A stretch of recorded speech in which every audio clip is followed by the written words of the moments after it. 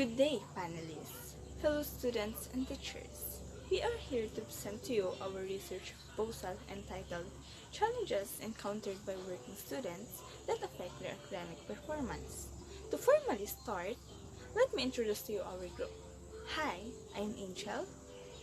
Together with my group mates and co-researchers, Ms. Quijano, Mr. Almes, Ms. Arcasitas, Ms. Fernando, Ms. Pineda, Ms. Dabu, Mr. Padua, Ms. Villanueva, Mr. Dacanay, Mr. Castillo, and lastly, Ms. Yambot. A student who works part-time while also enrolled full-time at a university or state-accredited university is referred to as a working student. To qualify as a working student and enjoy the benefits that comes with it, a student must fulfill two particular requirements. This is because it's always assumed that the student's major concentration is on their education and work is only a secondary consideration. Securing working student status puts you in a different position to people who are marginally employed, also known as having a mini job.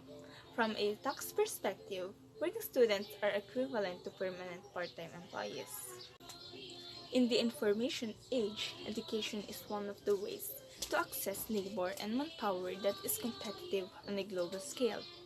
Being a student is difficult since it costs expenses and fees, especially at private schools and universities. The move to college is characterized by significant hurdles in emotional, social, and intellectual adjustment, said Chickering 1999. To earn a degree, a lot of money is needed, but not all parents are able to send and support their children to college and school. As a result, some students are forced to support themselves by taking jobs as students. In economics, a lack of finances and financial resources is the main cause of being employee. According to Velasco 2014, working and studying simultaneously might increase revenue or resources for matriculation or other necessities. However, these students frequently run into issues juggling their employment and their education. Why we, the researchers, wanted to conduct the study is to identify the challenges that student workers encountered towards their journey of being working students that affects their academic performance. To give you more deeper insights and wider details about this study, please allow Ms. Quijano to present to you the scope and the limitation of this study. Ms. Quijano? Thank you, Ms. Bilangel. For scope and delimitation, the primary study site will be the Camayan National Senior High School, and the majority of the respondents will be the working students, specifically those in the senior high school. The researcher's main focus is the experience of the working students with the problems they encountered being student employees. The study will be conducted inside the School of Maribeles National High School Camaya campus, and the study will last within 1.5 months, May to June 2023. Here is Mr. Almes to further discuss the significance of the study. Thank you, Ms. Quijano. Hi, good morning, panelists. I'm John Bernard Almes, and I'll be discussing the significance of the study. This study will benefit different sectors, 5 sectors: students, parents, school administrators, or administration, teachers, and future researchers. This study will be important for students to become more aware of the common situation that the working student face. This study will give the parents an idea on the problems working students have encountered. This will motivate them become more supportive and more understanding towards their children. School administrators will benefit from the result. The study by applying purpose action plan why students and become more considerable about the student lifestyle and background. This study will give teachers an idea on the problems encountered by working students. Thus, they will understand them better. And the future researchers, this will serve as reference and guide for their future studies. Here is Ms. Arcasitas to define the different term of this study. Good day everyone, I'm April Joyce Arcasitas and I'm going to discuss the definition of terms in the studies. Here are the definition of terms in the studies. First is academic performance, working students' challenges, and the last one is part-time job. Academic performance, the grade that students receive in various subjects areas are considered academic performance. Working students, they are dedicated workers who live and work for others in exchange for financial assistance for their studies. Students who work for themselves and pursue their educations with or without help of their parents or families. And for the review of related literature, here is Ms. Fernando to discuss the related theory in this study. Good afternoon, everyone. I am Caitlin. This study is anchored on the theories of topical jar theory, theory of time management, and theory of recent action. According to the pickle jar theory, organizing and prioritizing our everyday schedule will bring more effectiveness and efficiency on achieving tasks leads to better results. It has an origin experiments with jar of pickle, sands, pebbles, rocks, and water. The major emphasis of the theory is that managing, organizing, categorizing, and prioritizing our everyday lives is a great thing to do in order to achieve everyday goals while balancing our life as a student and worker. The theory of recent action states the behavioral intentions formed through attitude and subjective forms lead to actual behavior given resources and opportunities. It emphasizes that a particular circumstances prevailing in a given working situation will cause the prospect to respond in predictable way, and the working student must be take control of the process. To give you more insight for our study, there is Ms. Angelica Pineda to give you more details about our related literature. Thank you, Ms. Fernando. I'm Angelica J. Pineda, and to give you details about our review of related literature, according to Janara Nirenberg Year 2019, that these students are employed by a company on a more than marginal basis. A student must meet two specific preconditions to quality as a working student and benefit from the privileges it entails. However, it has a big impact on the academic performance of students. This condition has a possible positive and negative effect. Students' take on working while they are still at school has been investigated in a number of previous research studies, and this revealed various overlapping reasons. The wish to earn money was the most widely cited reason. Bentley and O'Neill, 1984, Coventry et al., 1984. A second unrelated reason was to support themselves. The third one is to help their parents to cope with the constant-rise tuition fees and the way to fulfill their needs while studying. Ramos, 2019. And the fourth reason was the desire for independence. This could be seen as financial independence for students. It could also mean increased personal autonomy. Bartleby, 2023. Such experience only rarely involved specific technical skills pertaining to the job, but more commonly, it was used as a broad term which encompassed many aspects of working that will benefit themselves to future employment.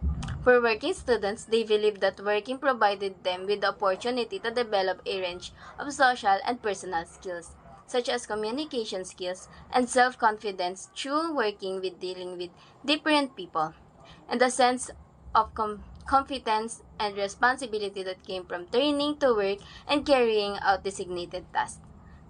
Coventry et al., 1984, Monroe, 1989, Wilson et al., 1987. And for the last part of our review of related literature, Ms. Vanessa will address the conceptual framework of this study. Thank you. Thank you, Ms. Pineda. And now, I present to you our conceptual framework. The conceptual framework of the study will be the IPO method, input, process, and output. It has the input in which the contents are the emanations kamaya.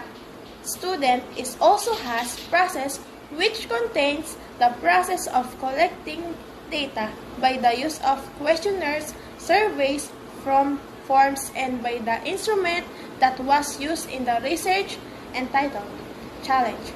Encountered by the working student affect their academic performance, it has the output which contains the objectives and what would be possible outcome.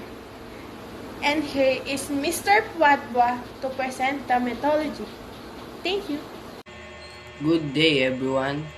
I am Kyle B. Padua, I'll be discussing research design.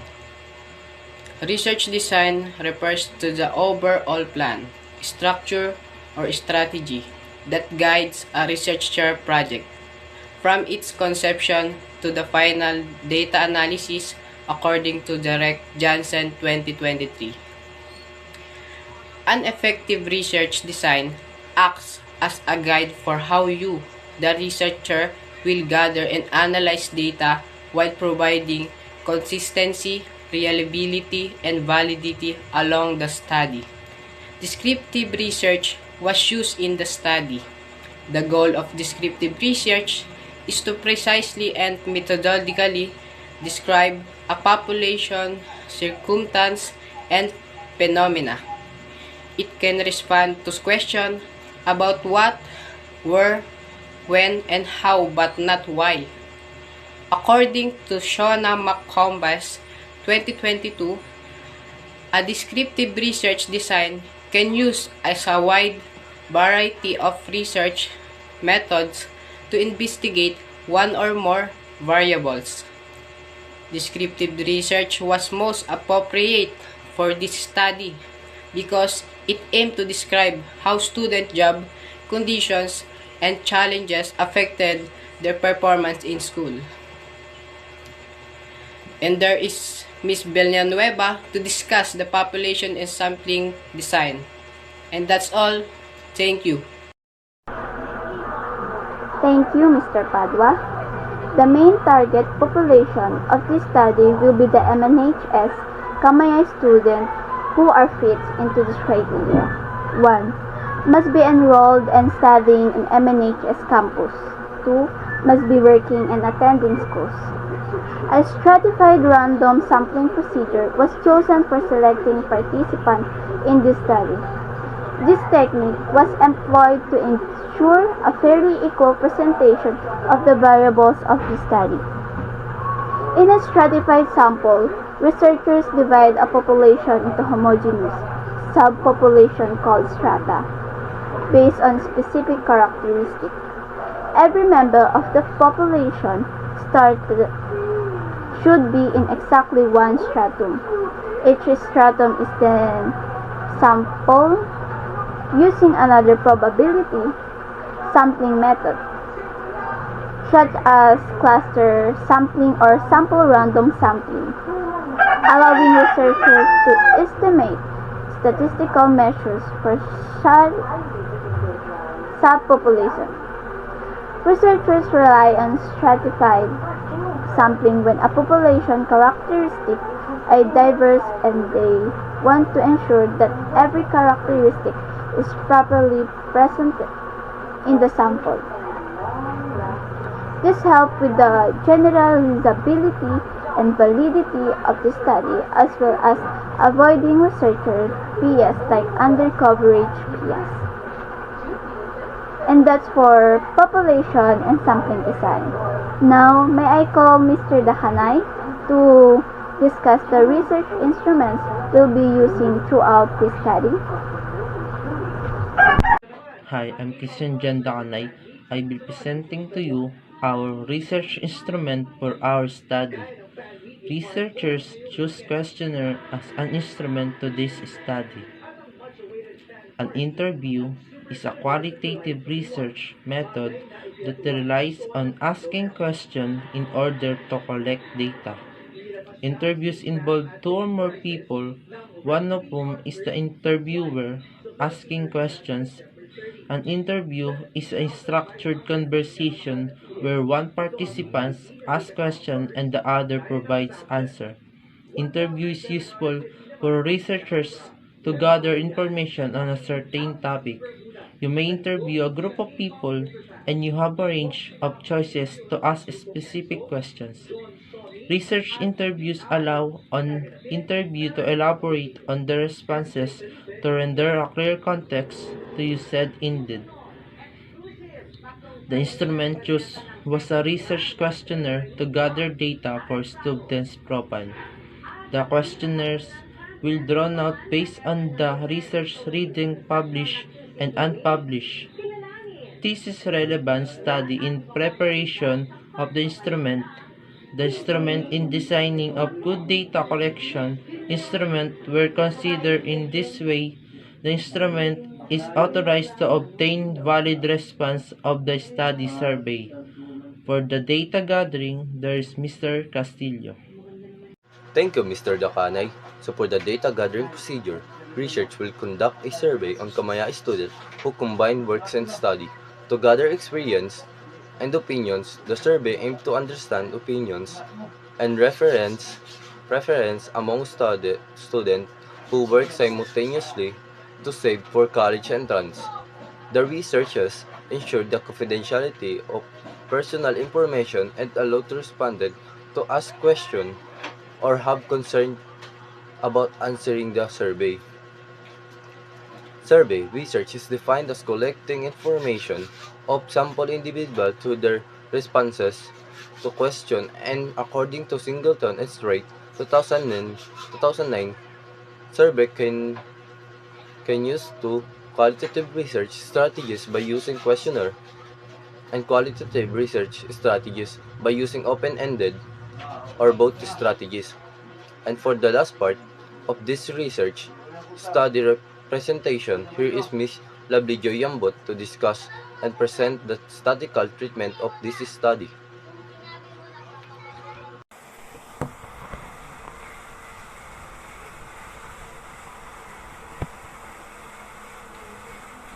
As soon as the data were gathered, researchers will analyze and organize all the information through statistical treatment. Siddhartha Kala said that statistical treatment of data is essential to make use of the data in the right form. Raw data collection is only one aspect of any experiment. The organization of data is equally important so that appropriate conclusions can be drawn. Frequency distribution is an arrangement of the data which shows the frequency of different values of the group of variables. Percentage is to be used to determine the proportion of each given data using the formula. Percentage equals Fn times 100, where percentage, number of respondents, total of cases, and that's be all. Thank you.